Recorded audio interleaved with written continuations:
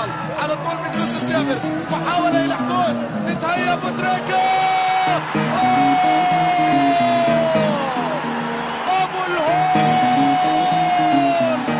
أبو تريكة، أبو الهول.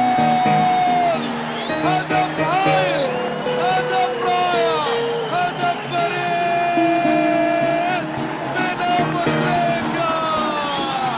اعتلى في سماء السماوي وسجل هدف التعادل. محمد أبو تريكة، نعم، في أول مباراة لأبو تريكة يسجد لله شكرا. اللاعب الذي يحمل القميص 72 تخليدا لحادثة بورسعيد وجماهير الأهلي. يفرح الآن جماهير بني ياس في تسديدة لا تصد ولا ترد. يثق بأن الكرة ستستقر في شباك دبي. هل يكون هذا الأمر بالفعل يحدث الآن؟ أبو تريكة لاعب الكرة المصرية ونجم الكرة المصرية الآن يتقدم. محمد أبو تريكة هو الأقرب. بني ياس يهدد هدف رابع في الطريق. هل يكون هذا السيناريو من جانب محمد أبو تريكة؟ يتقدم ويرسل كرة جول. نجم العرب، احلى طرف هو ابو تريكة. لما يلعب يهز الملعب، جبار في متعته، جبار في روعته. هو ابو تريكة وسر الابتسامة. سجل رابع الاهداف، 4 اهداف.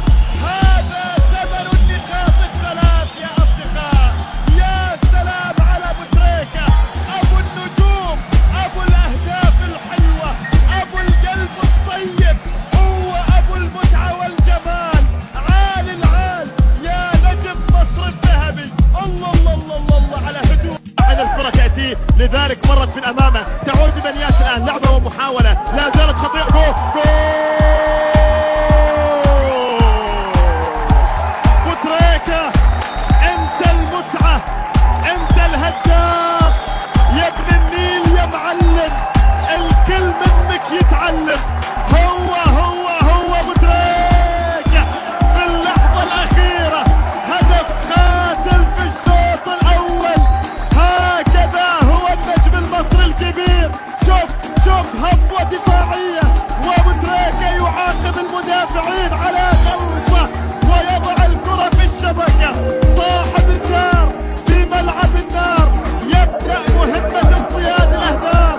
يا سلام، علم أبو تريكة، علم أبو تريكة. يبدو بأن الوقت البديل شرف على الرحيل. حبوش إمام أبو تريكة، هي لأبو تريكة، لبنيان. جول جول جول. ابن الزعامة، ابن الأهلي المصري أبو تريكة، وبنيان للنهائي.